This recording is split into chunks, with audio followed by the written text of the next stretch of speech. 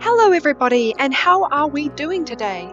So today I am creating a house from Pompeii. It's the Chaste Lover's house, and this house was actually a bakery and also a residential lot, and it was called the Chaste House based on a painting in the dining room which remained, and so the whole house got named the Chaste Lovers despite it being a bakery. So this was a very interesting build because the bottom floor had a floor plan, and a lot of the rooms had been labelled of what they were and how they looked like to a small degree. But there was a stairwell that meant that there was an upstairs, and in some articles it suggested that this is the family's residence, but there was no blueprint for that, so I sort of made up the upstairs a little bit. And also, since The Sims doesn't exactly have a great selection of ancient Roman designs, it's sort of more of inspired by rather than an exact replica. And also some of the things I just took creative license with of how I wanted it to look rather than what the specific design was. So again, I struggled with the roofing, not a strong point, but I feel like this is one of my better roofing attempts. I hope you would agree. So above the garden, it's just an empty space, so there's a gap in the whole thing for people to have a little wander in the atrium, which I think is rather nice. And in the photos of what the building looked like, it was quite stone-like. Probably because whatever paint they'd put on it had worn off, although some of the paint did remain, so I knew what some of the wall colour was like, just not all of it. And I know that there was a lot of pillars because there was a picture of the front as well, which showed that there were indeed pillars everywhere, which you would also expect from ancient Roman design as well. So also, following a floor plan was really difficult, trying to get the exact measurements of how big each room was, because I googled it and it gave me a floor plan, but it didn't exactly say it was so many meters. I just guessed. So this here is the atrium, and this garden here, it looks a little bit different how I designed it to how it is in the photo. It says in the article that it is a raised garden, but in the photo there's a little path through the middle. I just decided to just make it a raised garden as stated in the article, and I just put some tables down and then put the plants on top of it to make it this raised look. And I added some plants that I thought was nice, gave it a little bit of height and colour to it. I also added in these flowers here, these orange ones, which are called volcano flowers, molting volcano flowers. These ones right here, yeah. So these ones here are the molting volcano flowers, which I thought was quite ironic because, as you know, Pompeii was destroyed by a volcano. So those flowers there, a little nod to that, little nod to history. And a lot of the colours that were left stained on the walls were warm colours, red and yellow. This was quite common with the fourth style. There was a lot of warmer colours coming into the palette. But the house was predominantly decorated in third and fourth style, and I did do some attempts throughout the building to try and recreate, especially third style. Fourth style is a little bit harder to do, but I gave it a go. I tried.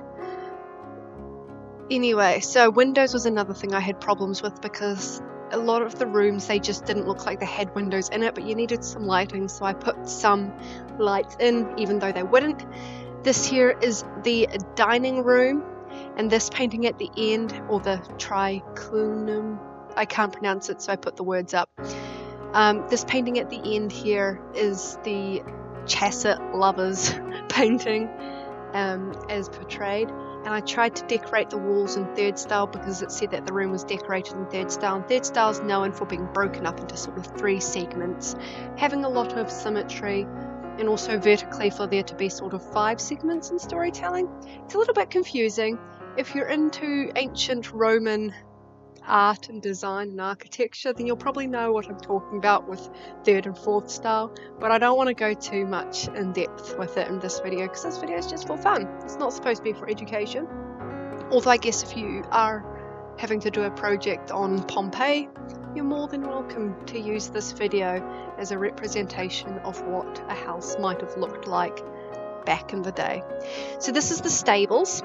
There were 2 stables in this house here, and because The Sims 4 doesn't have horses, I just enlarged a toy horse to give the sense that there were horses in the stables.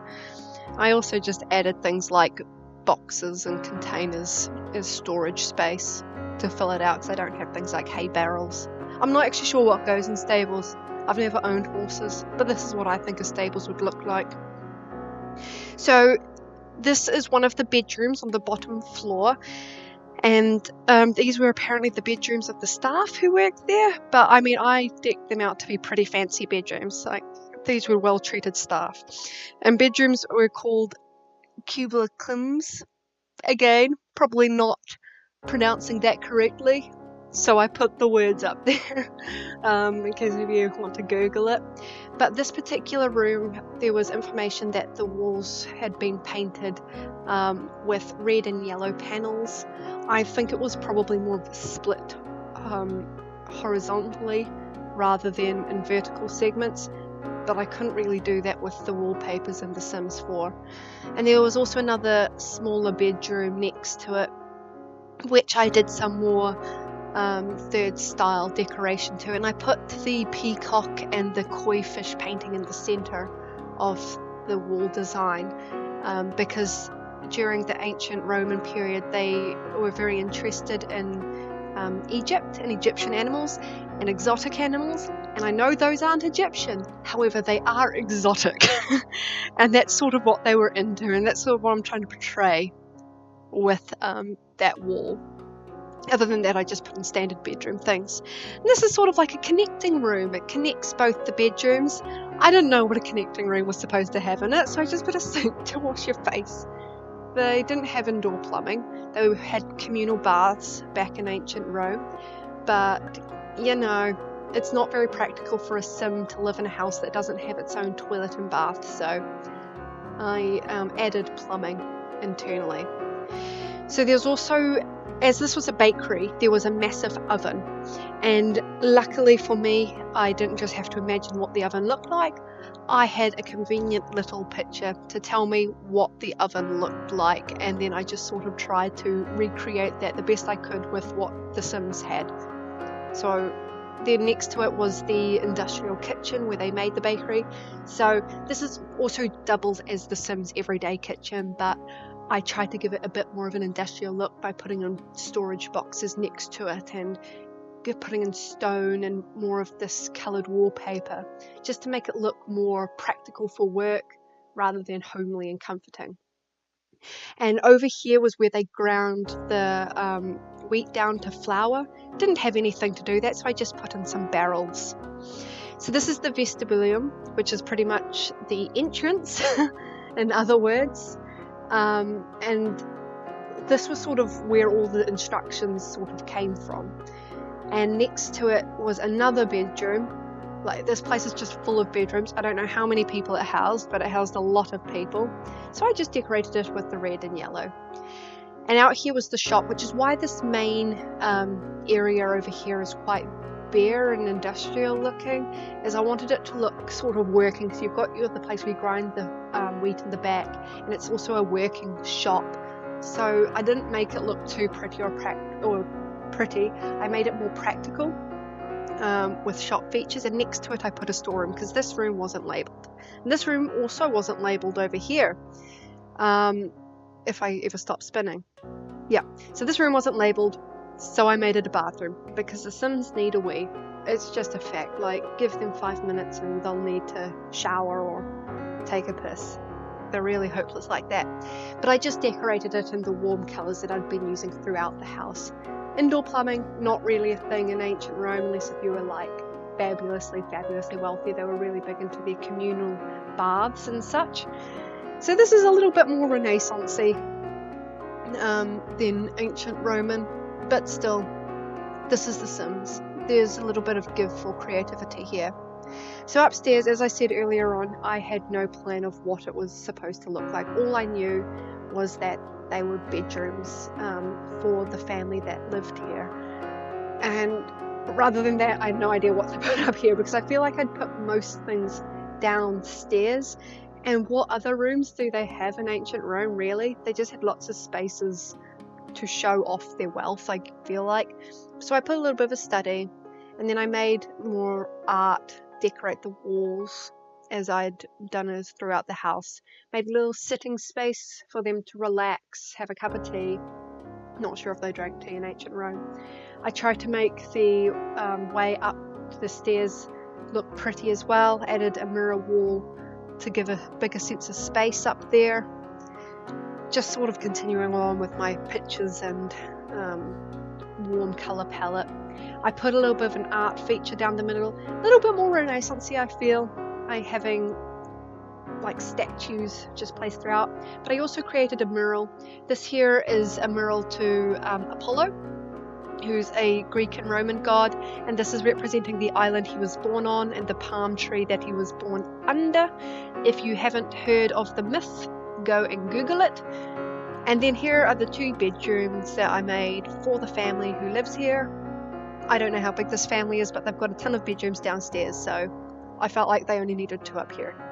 They're quite excessive when it comes to bedrooms. So again, I'm doing more third style pictures on the wall, trying to create a sense of thirds horizontally, and I think I did thirds and fourths going upwards. And the second room is a bit more minimalistic, a little bit more fourth style nodding to, with the black frames around things.